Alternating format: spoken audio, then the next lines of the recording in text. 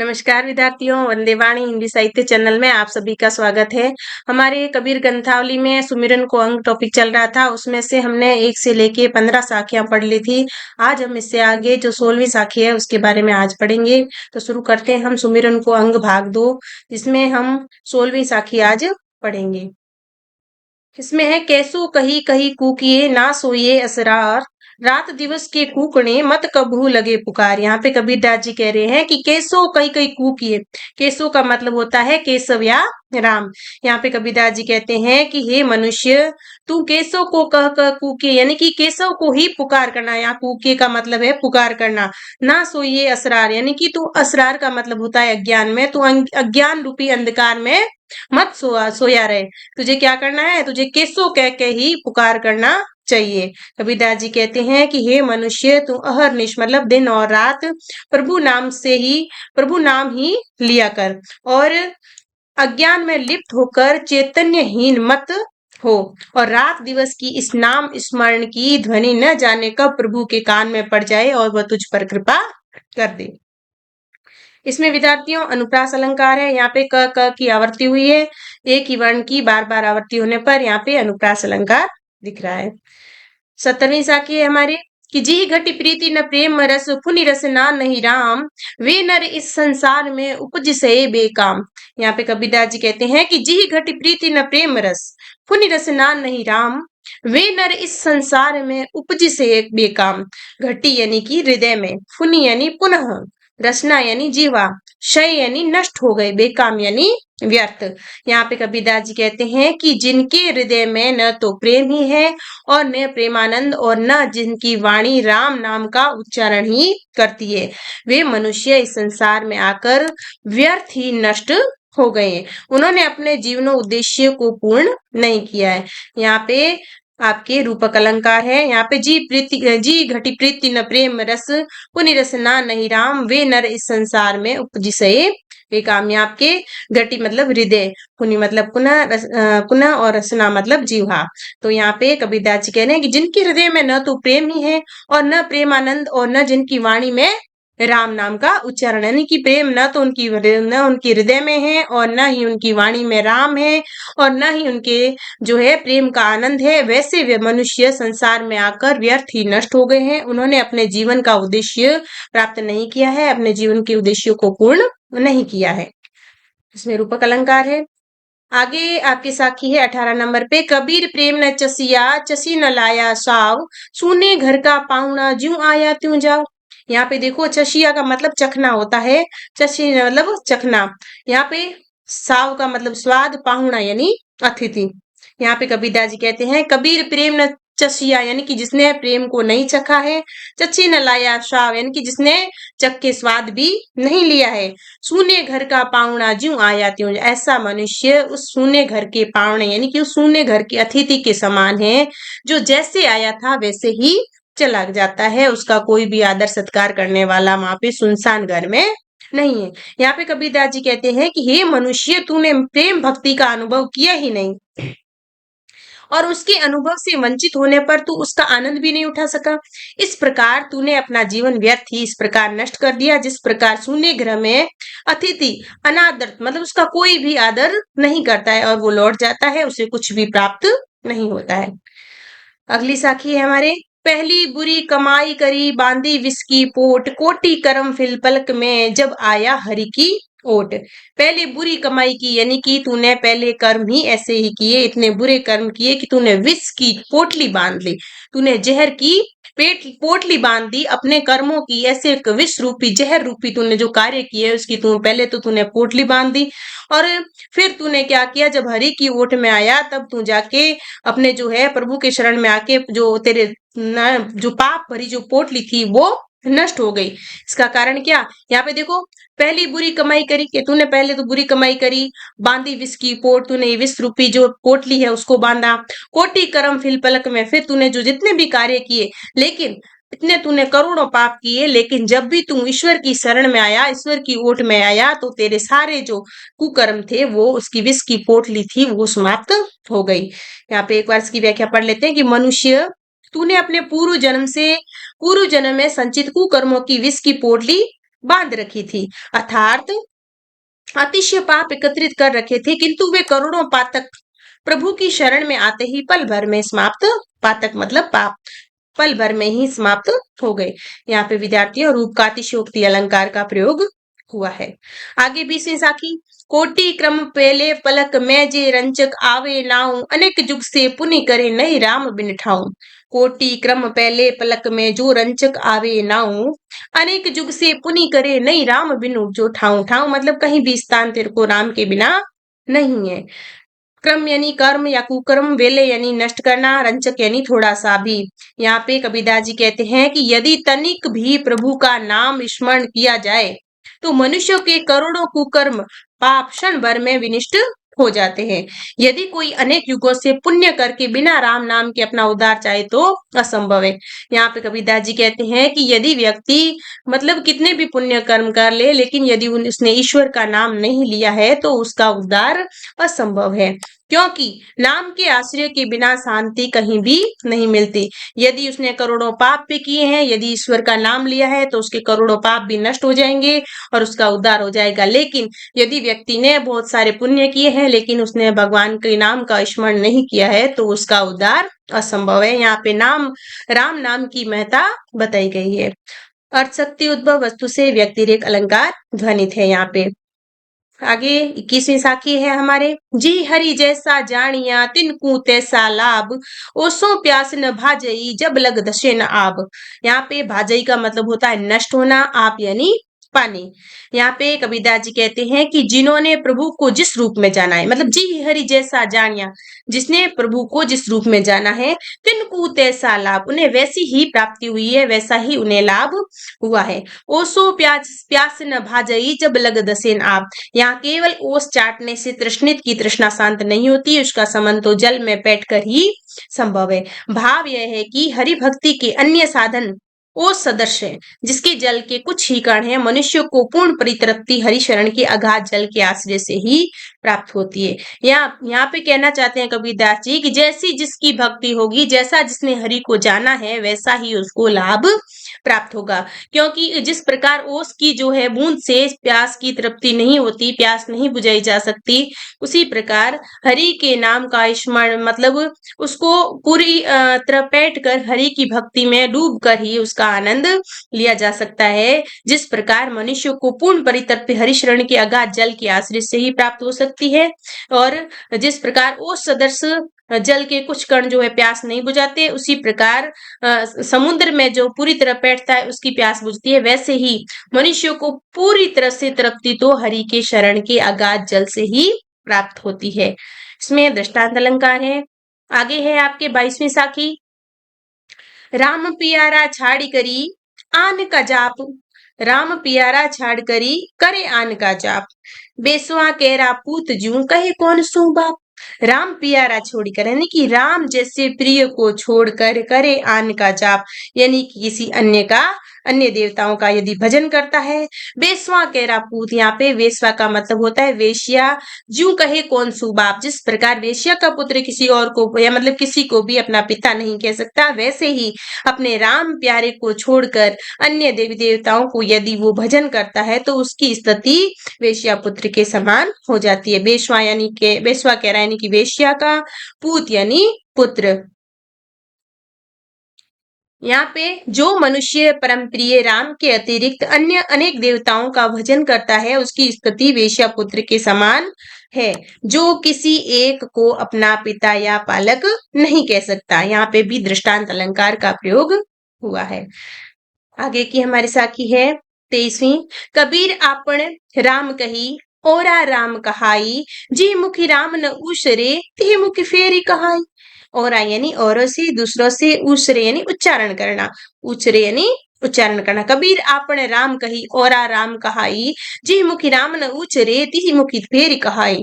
यहाँ पे कबीरदास जी कहते हैं कि हे मनुष्य, तू स्वयं राम का नाम उच्चारण कर और अन्य से भी राम नाम उच्चारण करने के लिए प्रयत्न कर, उन्हें भी अन्य से भी राम नाम कहलाने का प्रयत्न कर। क्यों? यदि उनमें से कुछ तेरे निर्देश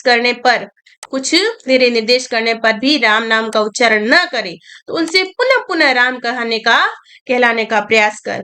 क्यों? क्योंकि इससे वह राम नाम स्मरण में प्रवृत्त हो जाएगा। यानी कि उसको कबीरदास जी कह रहे हैं कि हे मनुष्य, तुम अपने राम का ही मतलब खुद तो राम का नाम स्मरण कर, और राम का ही मतलब और लोगों को भी राम नाम का स्मरण करने के लिए तुझे प्रेरित करना है।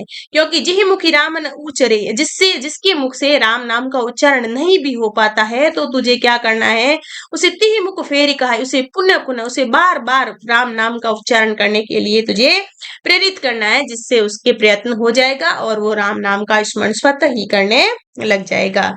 इसमें हरि कीर्तन पर विशेष बल दिखाई पड़ता है। अगली साखी है हमारे 24वीं। जैसे माया मन रमे यूं जे राम रमाई, तो तारा मंडल छाड़ करी जहाँ के सो जहाँ ताई तहाँ जाई।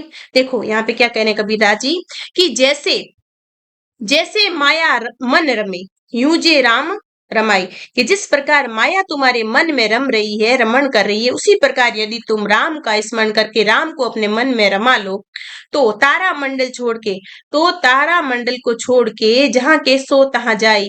यहाँ पे केसो का मतलब होता है केशव राम। यहाँ पे कबीरदास जी कह रहे हैं कि जिस भाव से मन माया के विविध आकर्षणों में आसक्त होता है, उसी उत्कटता से और तीव्रता तीव्रता से साथ तीव्रता के साथ वह प्रभु में रम जाए, तो साधक तारा मंडल इस भौतिक सृष्टि के परे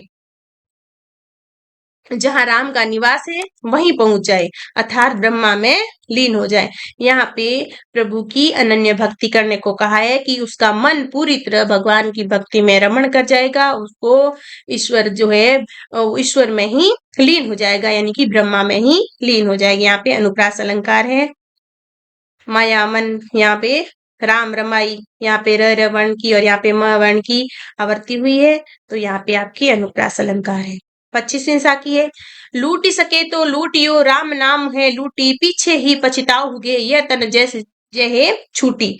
यहाँ पे कबीरदास जी कह रहे हैं कि लूट सके तो, यह राम नाम की लूट मची है, अगर तू लूट सकता है हे मनुष्य, तो राम नाम के लूट को लूट ले। पीछे ही अगर ऐसा तूने नहीं किया तो तू बाद में पछताएगा, और यह तन जो है तेरा, ये साथ तेरे साथ नहीं देगा, ये छूट जाएगा, इसमें से प्राण निकल जाएंगे। यहाँ पे कबीरदास जी कहते हैं कि राम नाम जैसे सुकृत मतलब अच्छे कार्य की लूट हो रही है, और यथाशक्ति जितनी प्राप्त कर सकते हो कर लो, क्योंकि यह राम नाम स्मरण ही इस मानव जन्म में संभव है, नहीं तो फिर शरीर छूट जाने पर पश्चाताप ही शेष रह जाएगा कि काश हम भी राम नाम का जप लेते, हम या राम नाम का स्मरण कर लेते। तो यहाँ पे कबीरदास जी समय रहते राम नाम का स्मरण करने के लिए प्रेरित कर रहे हैं। इसमें लूट से बद्ध कार्य बिंब विरोधाभास के चमत्कार को उत्पन्न करता है और प्रभावशाली भी बन सका है। अगली साखी है हमारे 26वीं। लूट सके तो लूटियो राम नाम भंडार, काल कंठ ते गहेगा रुधे दसों दुबार। यहाँ पे काल का मतलब होता है मृत्यु, रुंधे यानी रुंधना, दसों दुबार यानी दसों इंद्रियों यानी कि शरीर। यहाँ पे कबीरदास जी कहते हैं कि लूट सके तो लूटियो, हे मनुष्य, यदि तू राम नाम रूपी बहुमूल्य रत्न को लूटना चाहता है तो लूट ले, अन्यथा फिर यह अवसर प्राप्त नहीं होगा। क्यों? क्योंकि फिर तो काल कंठ ते गएगा, फिर तो मृत्यु का कंठ पकड़कर तेरे दसों द्वारों को, मृत्यु कंठ पकड़कर तेरे दसों द्वारों को बंद कर देगी। 10 द्वार मतलब तेरी दसों इंद्रियों को बंद कर देगी और तुझे चेतना विहीन बना देगी, यानी कि जीवन रहित कर देगी, तुझे मृत्यु प्राप्त हो जाएगी। इसलिए तू अभी इसी वक्त राम नाम की अमूल्य जो लूट हो रही है, बहुमूल्य रत्नों की जो लूट हो रही है राम नाम रूपी, उसको तू लूट ले, अन्यथा फिर ये अवसर तेरे को बार बार नहीं मिलेगा, क्योंकि मृत्यु तेरा कंठ पकड़कर तेरे दसों द्वारों को बंद करके तुझे चेतना चेतना शून्य बना देगी। इसमें विशेष शरीर के 10 द्वार है, 2 आंख, 2 नासिका, विवर, 2 कर्ण, 1 मुख और 1 ब्रह्मरंध्र और गुदामार्ग और मूत्र मार्ग, ये जो है 10 द्वार है। इससे आगे हम 27वीं जो हमारी साखी है वो पढ़ते हैं कि लंबा मार्ग दूरी घर, विकट पंथ बहुमार, कहो संतों क्यों पाइए दुर्लभ हरि दीदार। यहाँ पे शब्दार्थ में मार डाकू, यहाँ पे मार का मतलब है डाकू या काम वासना, और दीदार का मतलब होता है दर्शन। यहाँ पे कबीरदास जी कहते हैं कि हे संत जनों, हरि दर्शन अत्यंत कठिन है।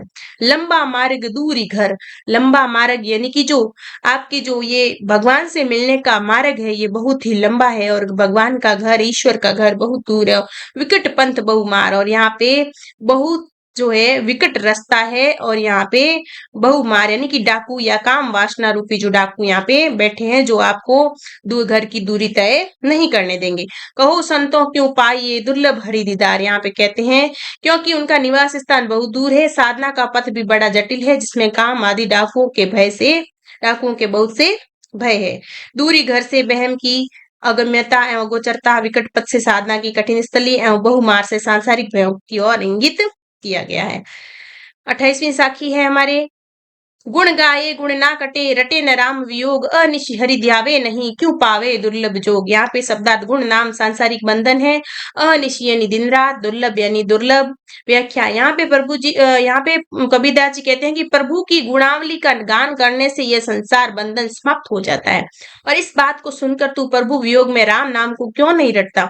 यदि तू दिन रात प्रभु नाम की चर्चा नहीं करेगा तो उनके दर्शनों का अप्राप्य संयोग कैसे प्राप्त कर सकेगा। यहाँ पे कह रहे हैं कबीरदास जी की गुण गाए गुण ना कटे रटे न राम वियोग, अनिशि हरिद्यावे नहीं क्यों पावे दुर्लभ जोग। यानी कि तेरे को दिन और रात जो है ईश्वर की भक्ति करनी चाहिए। प्रभु की गुणावली का गान करने से यह संसार बंधन समाप्त हो जाता है। इस बात को सुनकर तू प्रभु वियोग में राम नाम क्यों नहीं रटता।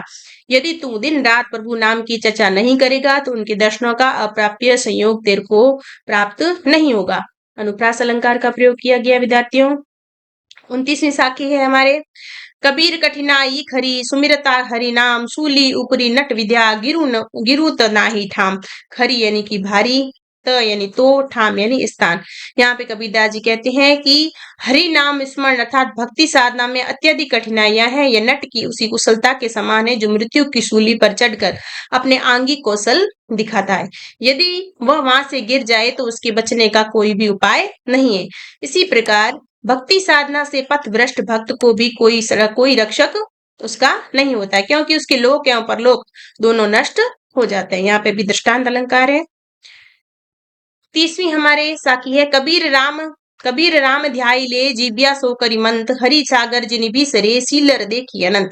एक बार इसको पुनः पढ़ते हैं विद्यार्थियों कि कबीर राम ध्याई ले मतलब राम का ध्यान कर ले, जीव्या सो करी मंत, हरि सागर जिन बिसरे शीलर देखी अनंत। यहाँ पे जिन यानी मत, शीलर यानी छिछला या उथला। कबीरदास जी कहते हैं कि जीवा का सहयोग प्राप्त कर राम नाम का स्मरण कर भक्ति के अन्य साधन रूपी पोखरों को देखकर लोग बस हरि रूपी सागर को स्मर्त मत करो। यानी कि छोटा सा लाभ देकर तुम ईश्वर की भक्ति को मत भूलो और हरि रूपी सागर को विस्मृत मत करो, उसको मत भुलाओ। आगे की हमारी साखी है, यहाँ पे विशेष में देख लेते हैं कि सीलर कार छिछली तलैया है तथा मंत्र का विकास मंत्र से है। रूपक तथा रूप का अतिशयोक्ति अलंकार अंतिम पंक्ति में है। 31वीं हमारे साखी है, कबीर राम रिजाई ले मुख्य अमृत गुण गाई, फूटा नग ज्यों जोड़ी मन संधे संधि मिलाई। यहाँ पे रिजाई ले यानी कि सन कर ले, नग यानी रत्न, संधे यानी जोड़कर। यहाँ पे कबीरदास जी कहते हैं कि तू अपने मुख से राम के अमृतमय गुणों का गान कर और उन्हें प्रश्न कर ले और उसी प्रकार उनसे अपना मन मिला ले, जिस प्रकार फूटे नग जोड़ से जोड़ मिलाकर पुनः एक कर दिया जाता है। एक बार इसको पुनः पढ़ते हैं कि कबीर राम रिजाई ले मुखी अमृत गुण गाई, फूटा नग जो जोड़ी मन संधे संधि मिलाई। रिजाई ले यानी कि सन कर ले, नग रत्न, नग मतलब रत्न, संधे यानी जोड़कर। कबीरदास जी कहते हैं कि तू अपने मुख से राम के अमृत में गुणों का गान कर उन्हें प्रश्न कर ले और इसी प्रकार अपना मन मिला, जिस प्रकार फूटे नग जोड़ से जोड़ मिलाकर पुनः एक कर दिया जाता है। यहाँ अंश और अंशी का भाव है, परमात्मा और आत्मा का जो अंश अंशी का भाव है उसका प्रतिपादन इसमें किया गया है। अगली हमारी साखी है, कबीर चित चमकिया चौदिस लागी लाई, हरि सुमिरन हाथू घड़ा बेगी लई बुझाई। यहाँ पे क्या कह रहे हैं कबीरदास जी कि कबीर चित चमकिया चौदिस लागी लाई, हरि सुमिरन हाथू घड़ा बेगी ले बुझाई। लाई यानी अग्नि। कबीरदास जी कहते हैं कि हृदय रूपी चकमक पत्थर के कारण चारों ओर माया के आकर्षणों की अग्नि लग गई है। इस अग्नि को बुझाने के लिए हरि स्मरण रूपी घट हमारे हाथ में हमारे साथ विद्यमान है, अतः इससे इस वासना की अग्नि को शीघ्र बुझा डालो। भाव यह है कि संसार जाल से मुक्ति का एकमात्र उपाय हरि स्मरण ही है। एक बार इसको पुनः पढ़ते हैं विद्यार्थियों कि कबीर कबीर चित चमकिया चौं दिस लागी लाही हरि सुमिरन हाथू घड़ा बेगे ले बुझाई। लाई का मतलब यहाँ पे अग्नि से है। कबीरदास जी कहते हैं कि हृदय रूपी चकमक जो पत्थर है उसके कारण चारों ओर माया के आकर्षण की अग्नि लग गई है। इस अग्नि को बुझाने के लिए हरि स्मरण रूपी घट हमारे साथ विद्यमान है, अतः इससे इस वासना की अग्नि को शीघ्र बुझा डालो। भाव यह है कि संसार जाल से मुक्ति का एकमात्र उपाय हरि का स्मरण है, प्रभु का स्मरण है। इसमें रूप का अतिशयोक्ति और लुप्तोपमा अलंकार का प्रयोग हुआ है। तो विद्यार्थियों ये हमारे 32 साखियां थी सुमिरन को अंग, ये हमने आज पूरी पढ़ ली है। अगली क्लास में हम इससे आगे का जो अंग है विरह को अंग उसको पढ़ेंगे। आज के लिए इतना ही, धन्यवाद।